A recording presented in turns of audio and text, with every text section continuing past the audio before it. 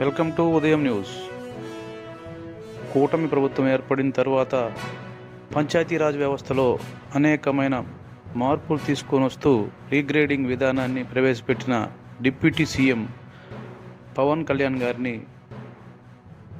ఆంధ్రప్రదేశ్ పంచాయతీరాజ్ కార్యదర్శుల సంఘం అధ్యక్షుడు వైవిడి ప్రసాద్ గారు నిన్న కలవడం జరిగింది. రీగ్రేడింగ్ విధానంపై 6 గ్రేడ్లను 4 గ్రేడ్లుగా చేసినటువంటి డిప్యూటీ సీఎం గారిని కృతజ్ఞతలు తెలియజేస్తూ ప్రతి గ్రేడ్లో కూడా ప్రమోషన్స్ కల్పించాలని చెప్పేసి వినతి పత్రం అందజేశారు.